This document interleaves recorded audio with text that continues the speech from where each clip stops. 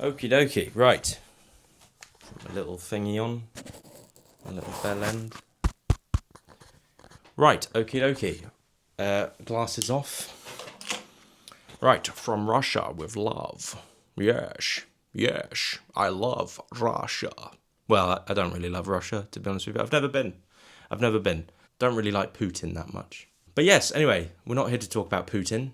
So, Dr. No, I just reviewed it. You can check that out before this one on my channel. It's there. Dr. No was a good little sort of introduction to the character for the very first time. Sort of for the very first time.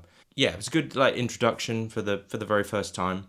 You know, seeing Sean Connery in the role. I think the film was very successful at the time. Well, of course it was. It wasn't quite the sort of the real spy thriller, Cold War kind of. It didn't really have that feel to it. It kind of, to be honest with you, for me, it just kind of like feels like James Bond goes on holiday. You know, he just goes to Jamaica and stuff happens. You know, it's sort of like, right, I need to go to Jamaica and have sex.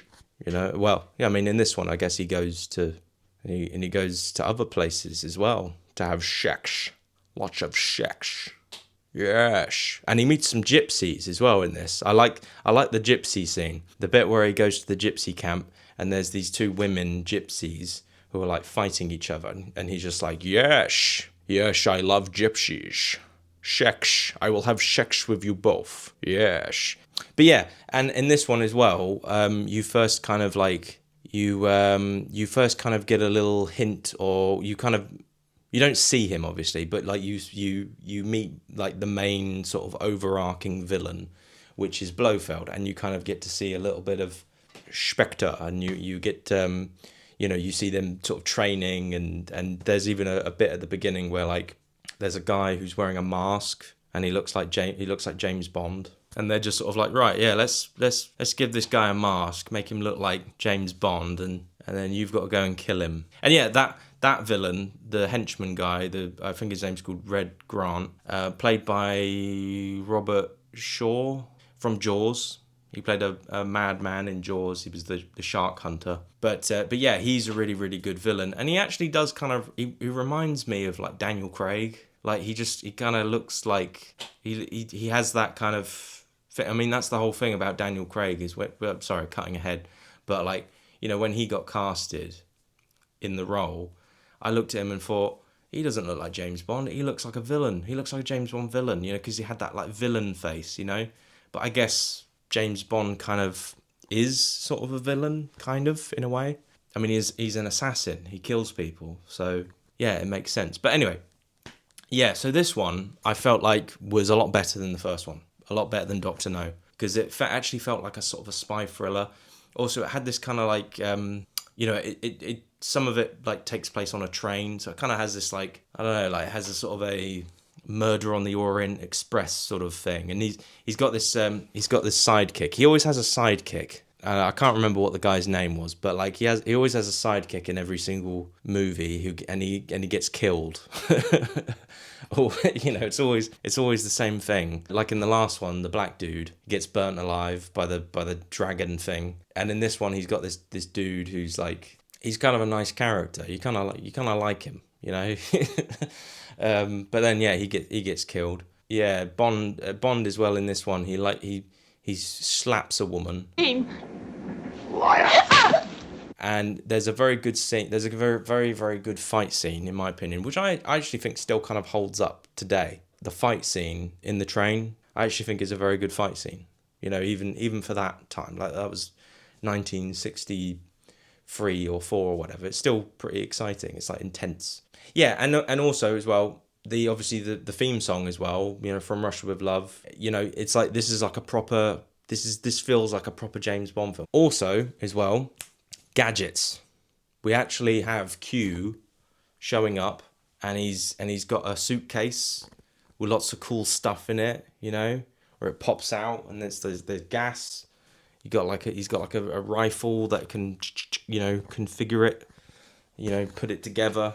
You know, that's cool. That's why you go and see a James Bond film. You go see it for the gadgets and the cool stuff. And you want to see Sean Connery slap a woman in the face. I'm joking. I'm not.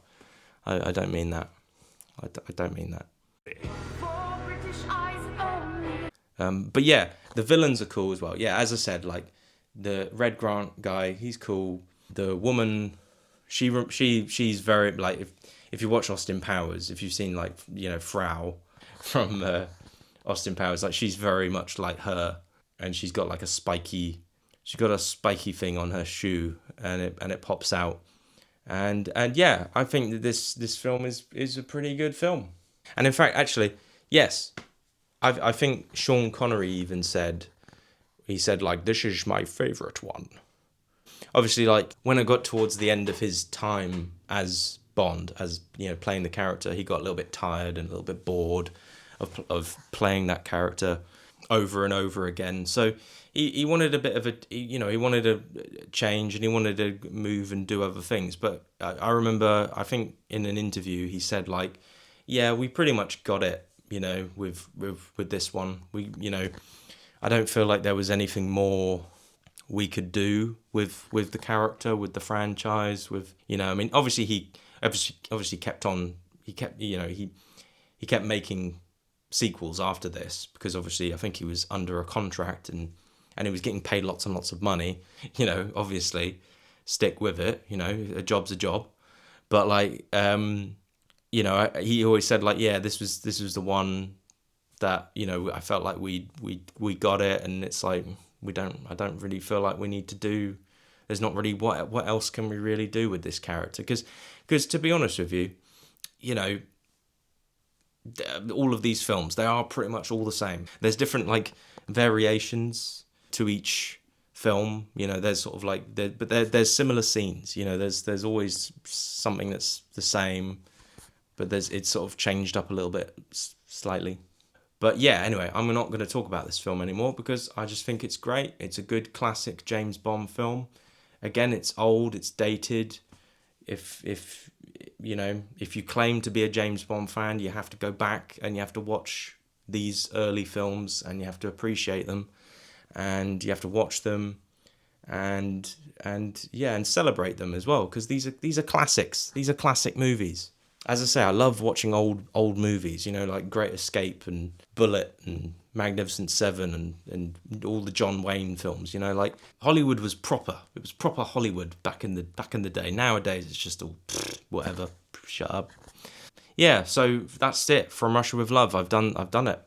That's it. And now we're gonna get to the next one, which is probably the most iconic out of all of the James Bond films. And it obviously like set the template, because Dr. No and From Russia with Love, they are. I mean, yeah. Just to go back on what I said there, like these two films are very different, but GoldenEye kind of like creates a template for all the other James Bond films, in a way. Goldfinger. Did I say GoldenEye? Shit, I meant Goldfinger. Yeah, so Goldfinger. Let's talk about it. Right, see you in the next one. Bye.